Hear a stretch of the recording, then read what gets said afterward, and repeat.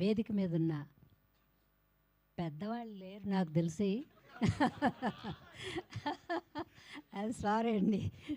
వేదిక మీద ఉన్న పిల్లలకి, సభ ముందున్న మీ అందరికీ, మీడియా మిత్రులకి, పాత్రికేయ మిత్రులకి, యూట్యూబ్ ఛానల్స్ వాళ్ళకి అందరికీ నా హృదయపూర్వక నమస్కారాలు. మీకే ముందు నమస్కారం పెట్టాలి, వీళ్ళకి పెట్టక్కర్లేదు. ఎందుకంటే సినిమా ప్రమోట్ చేయాల్సింది మీరే. ఎలా ఉన్నా బాగుంది అని మీరు చెప్పగలిగితే చెవుల్లో దూరి కళ్ళు చూస్తాయి వెళ్ళి. అందుకని చిన్నపిల్లాడు, నేను 82, 83లో వచ్చినప్పుడు ఇలాగే అందరూ చిన్న కుర్రాళ్ళే, నరేషు, సురేషు, తర్వాత కొంతమంది పిల్లలు, వాళ్ళందరూ హీరోలుగా వచ్చారు. తర్వాత కొంతమంది డిజాల్వ్ అయ్యారు, కొంతమంది ఇప్పుడు ఫాదర్లుగా అట్లా వేషాలు వేస్తున్నారు. ఈ పిల్లాడు చిన్నపిల్లాడు, వాళ్ళ అమ్మగారు అమెరికా నుంచి వచ్చింది. తర్వాత సినిమా తీస్తామని ఫస్ట్ నా దగ్గరికి వచ్చినప్పుడు నేను అనుకున్నా, ఏ ఆడపిల్ల ఈ పిల్ల ఏం తెస్తుందిలే అనుకున్నాను నేను. తర్వాత ఈ రాఖీ వచ్చేది, అందండి ఇది అని ఏదో చెప్పాడు. ఏదైతే ఇవన్నీ విని 4 సంవత్సరాల నుంచి వింటున్నాం కదా, అందుకని అందులో కొట్టుకుపోయింది. బట్ కానీ లొకేషన్కి వెళ్ళిన తర్వాత కానీ వీళ్ళు వర్తబుల్ పర్సన్స్ అని నాకు తెలియలేదు. సారీ, ఏమనుకోవద్దండి.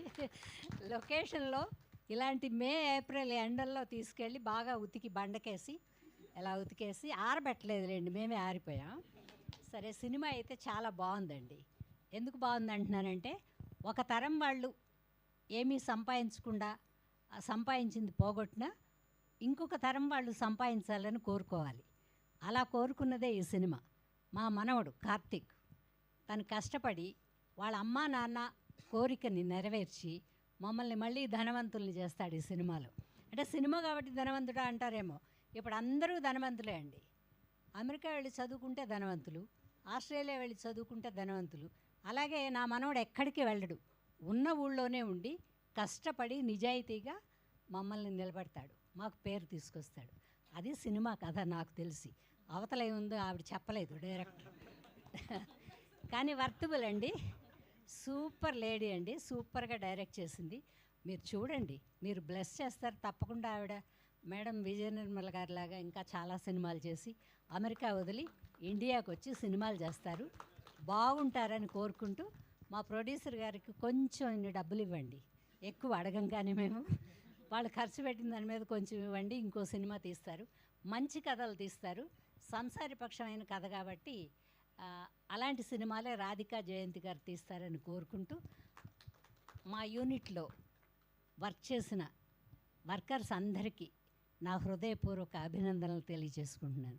ముఖ్యంగా కెమెరామెన్ చిన్న కుర్రాడు, ఆయన కూడా కష్టపడి బాగానే చేశాడు. వెళ్ళాక చెప్పాక చిన్న అభిప్రాయం నాది, వెళ్ళి పనిచేసిన తర్వాత కొంచెం మంచి అభిప్రాయం వచ్చింది.